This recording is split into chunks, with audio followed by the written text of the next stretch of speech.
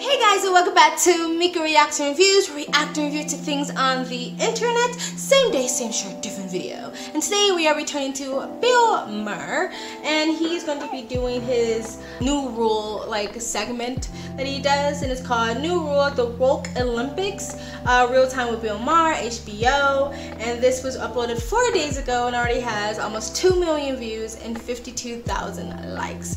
So we're gonna get right into it. Before we do, if you like these type of videos, please like, comment, and subscribe. Hit that button to get the notifications when I do upload.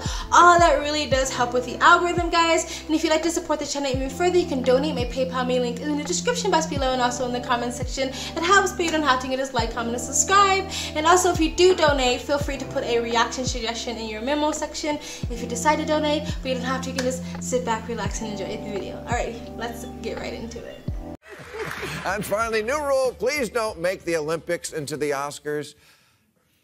Oh, what's that? They did already? Yeah. You know, back in April, when the Oscars aired, I commented in this space that the theme of that evening was, "We dare you to be entertained,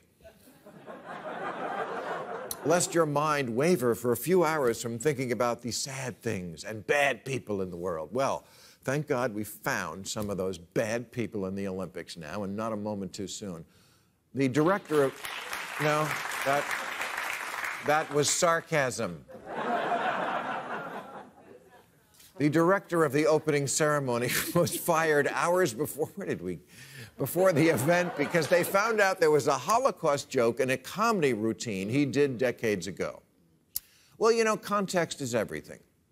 Obviously, it didn't strike people as beyond the pale at the time. Young people have to stop flattering themselves that they're Nostradamus and would have foreseen, had they been around then, everything that's unacceptable now. And for further context, Mel Brooks wrote one of the most successful musicals of all time around the song "Springtime for Hitler."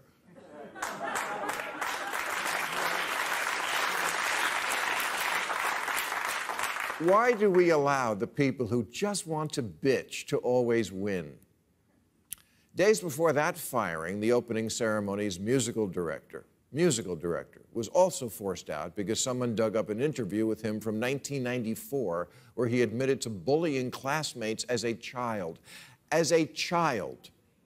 Remember when your teacher used to try and scare you by saying, "This is going to go on your permanent record"? Yeah. No longer an empty threat now.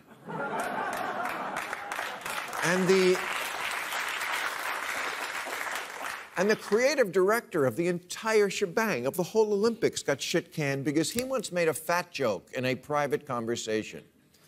This is called a purge. It's a mentality that belongs in Stalin's Russia. How bad does this atmosphere we are living in have to get before the people who say cancel culture is overblown admit that is in fact an insanity that is swallowing up the world? Okay, so they laughed at the sarcasm and didn't know when to laugh when, you know, the small bit was over. I got it, that it was sarcasm, Bill Maher. I got it. He's right. There was an interview from a woman who escaped Mao, China, who said exactly what happened there is now happening in the U.S. And I think so many people, when they hear that, they go like, "Oh, God, like, come on, you're exaggerating, you're fear-mongering." And I'm pretty sure that's what other people thought when it was happening then. And so, like, there's nothing wrong with being cautious and seeing a trend happening or seeing the repeat of history happening. And again, it's always really funny to me because most people who are pro-cancel culture is usually progressive or liberal. There are some right-wingers now that has jumped on the train of accountability culture, which is the same exact fucking thing. You cannot bitch about one thing and then turn around and do it again. Do it yourself, right? Cancel culture is cancel culture. If you're against it, you're against it. If you're for it, you're for it. But don't try to waver in the middle only when it justifies your side or helps your side or your tribe or makes your argument better. Cancel culture is cancel culture. There is something called being accountable. But that's for the law to decide, or karma. But that's not really for a mob justice or whatever. I mean, I'm not against the way cancel culture was supposed to be, which is little people having a lack of power against big corporations or multi-billionaires and pulling their voices together and saying, hey, we don't want to stand for this anymore. But that is no longer what cancel culture is anymore. It's literally just a pitchfork mob who wants to go after people and destroy them. And it usually is a gaining of power. It's people who feel powerless, who want to feel like they have power. And if all I have to do is tweet something and I can ruin your career. All I gotta do is tweet something and I can get you to lose your job. All I do is gotta tweet something and I can get a famous person who has millions more money than me to grovel and beg for apology or beg for forgiveness. That's powerful. So for me, a lot of it is just a sense of power and entitlement from other people. What my point was before was, mostly speaking, progressives and liberals are very pro-cancel cultures, Gen Zers or whatever, but at the same time, they're against prison because they want reform and not punishment. How does that make any sense? You want reform for drug dealers and murderers and pedos, but you just want complete punishment for someone who made a joke 20 years ago. That makes absolutely no sense. So I'm not for this whatsoever. I just think the past should be in the past and you should look at someone's merits in the present day. All right, let's continue. Where did we get this crowd? I'm back, not the audience. I'm back. They're still. And that is not a conservative position, my friends. My politics have not changed, but I am reacting to politics that have. And this is yet another example of how the woke invert the very thing that used to make liberals liberals. Snitches and bitches, that's not being liberal. The Associated Press is a real news organization, yeah? So why am I reading this headline? Olympic surfing exposes whitewashed native Hawaiian roots. Yeah, the Olympics added surfing this year. Good. Surfers deserve to be recognized as athletes. I'm sorry. What I meant to say is, no, that's cultural appropriation. The AP says that for Hawaiians, probably all two of them, including surfing in the Olympics, is an extension of the racial indignity seared into the history of the game and their homeland when white outsiders took over their spiritual art form.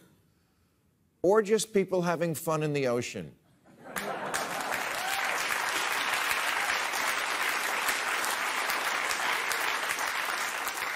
I must say, of all the violations of the woke penal code, cultural appropriation just might be the dumbest of all. First of all, there are 25,000 islands in the Pacific. How do we know a Hawaiian was the first to stand on a board in the water? All right, I'm gonna stop that. He's completely right. Oh my God, is cultural appropriation still a thing? Is that still going on? Like, and he's right. Like, how the fuck do you know that they were the very first people on this fucking planet that stood on a board and rode a wave in the ocean?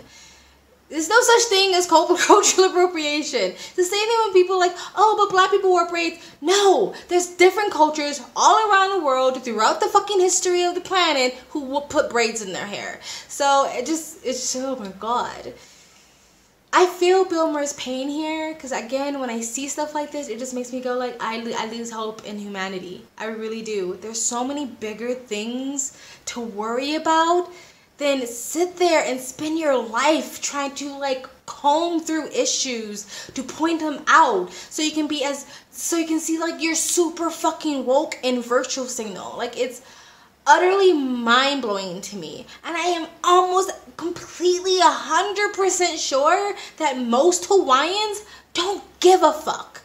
Don't give a flying fuck. It's like when that girl who wore a traditional Chinese dress to her prom, every fucking white person or woke Asian person, the small minority of them, had an issue. But guess who didn't have an issue? The people in China. That means anything. You know what I mean? It's like, oh my God. If I was this type of person, I would not like myself. Which most of them probably don't. Let's continue. It seems like something anyone in any ocean would eventually get around to. And if you're a surfer, it doesn't matter if you're black, white, or in between. You all taste the same to sharks. But But let's say a Hawaiian did invent surfing. Should he or she have kept it to themselves? Most of human history is a horror story, but the good parts are about different groups coming together and sharing. It's sort of the whole point of the Olympics, which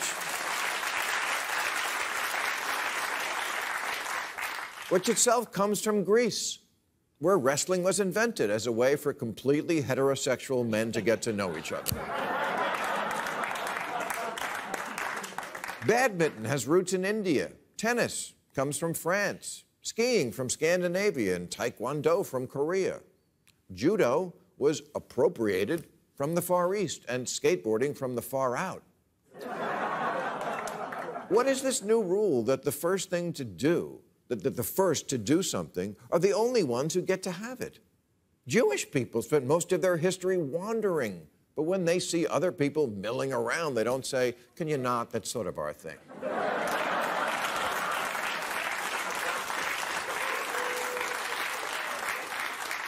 You know, change is not synonymous with progress.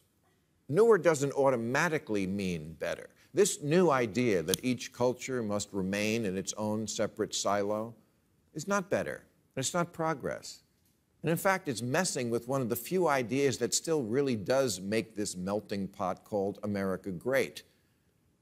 Not everything is about oppression. Stealing natural resources from indigenous peoples, yes, of course, that is exploitation. But I swear not one Beach Boys song resulted in any Hawaiian having less waves to surf.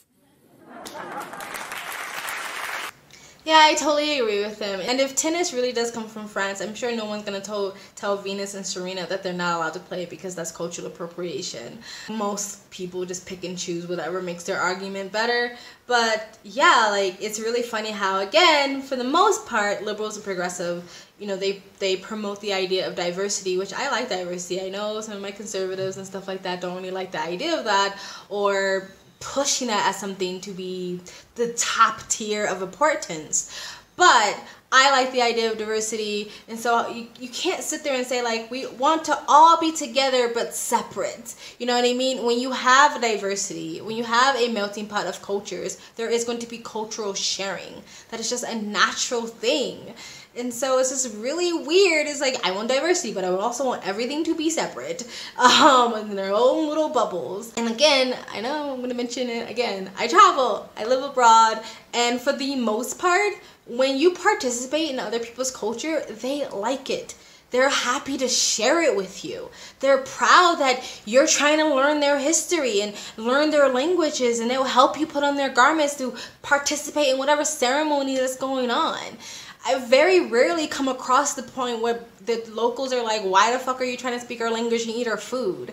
For the most part, most countries I've been to, unless they're some uni students who already got indoctrinated into progressive ideology, for the most part, locals are happy to share their culture with you. That's the part of traveling. It's only usually the West that has a big issue with this, and usually because we don't have any really big issues anymore, and so people just want to dig up something to be upset and pissed off about. I am not saying we don't need improvement. I am not saying there can't be any more progress, but we really have hammered out a lot of the really big ones, and so a lot of young people, millennials, Gen Zers, they want to march like it's 1960 or it's 1950 or it's 1930, and it's no longer those times, but they want to pretend that it is. So they take their pitchfork or their magnifying glasses and they dig through something that they can be upset about and make it that the topic of conversation. Again, there's nothing wrong with having this conversation in a philosophical type of way, but literally, again, like, trying to like destroy something that's supposed to bring us together, which is the Olympics, and make it divisive by trying to point out every little tiny little thing that's wrong with it. I mean, there's people who don't even want the Olympics anymore because it apparently is rooted in slavery and white supremacy or something like that. But it's like, can we just have something that brings us together and just keep it like that? It's the same thing with Thanksgiving. Yes, I understand Thanksgiving, the root of it is not all, you know, daisies and roses, but at this point, Thanksgiving just means getting together with your family and having dry ass turkey. Let's just enjoy the positive for what it is, instead of trying to like just grudge up some negativity again to just once again make people feel like shit and divide us. Anyway, let's continue.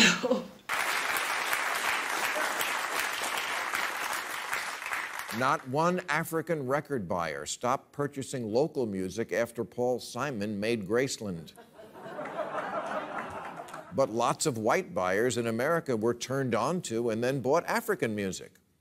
And today, Korean boy bands make Western-style music. You don't get to #1 singing this.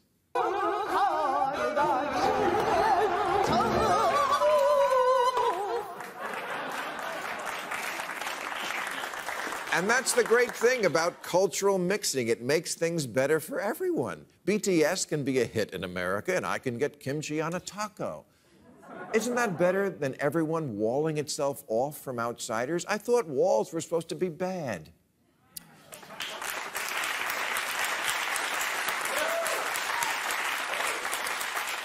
But we're living now in a world where straight actors are told they can't play gay roles, and white novelists aren't allowed to imagine what it would be like to be a Mexican immigrant, even though trying to inhabit the life of someone else is almost the very definition of empathy, the bedrock of liberalism. And by the way, if anyone deserves to bitch about stealing in the Olympics, it's the horses in the equestrian events who have to watch humans get medals for everything they do. Guys, that was real time. No, that was New Rule, the Woke Olympics real time with Bill Maher. I really did enjoy that piece. Again, I don't always agree with the guy, but when I do, I do. Yeah, the whole thing, like, actors aren't allowed to play gay, but no problem with gay actors playing straight, or cis people can't play trans, but a trans person can play cis. So like the rules don't even actually make sense. The standards don't actually apply to everyone. It's just, again, only when they want them to. And the purpose of acting is to embody someone else that sometimes completely opposite of who you are. I mean, some of the greatest actors who won the biggest awards completely changed who they were physically and played completely opposite characters of who they are naturally, because it means that you are a great actor when you can do something like that. But not anymore. Like, you can't play gay, trans, you can't play disabled, you can't play deaf or blind if you're not really deaf or blind.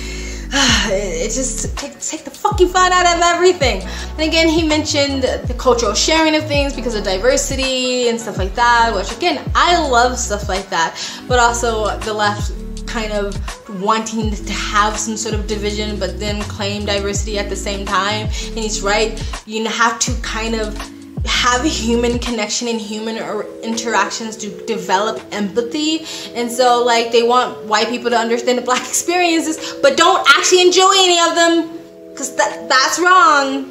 That's wrong. But anyway, guys, that's it. Let me know what you guys think of this video, what Bill Maher said, what I said in the comment section below. And if you like these type of videos, again, please like, comment, and subscribe. Hit that bell to get the notifications when I do upload. All that really does help with the algorithm. And if you'd like to support the channel even further, you can donate. My PayPal me link is in the description box below and also in the comment section. It helps, but you don't have to. You can just like, comment, and subscribe. And also, I have a second travel vlog channel. I travel as a lifestyle, or I live abroad. So if you'd like to see where I am in the world, you can go in the description box below and also in the comment section. Hit the link, go subscribe to my travel vlog channel, and or follow me on Instagram. My stories is usually what's most up to date. And yes, I know the kitten was here. I was trying to ignore it. I apologize. Once again, I am babysitting a kitten for a while. Hopefully in a few days it'll be gone. I love it, but my arm with all the scratches need to heal. You know what I mean? And it peed in my bed. So anyway, guys, you guys have an amazing day. Bye.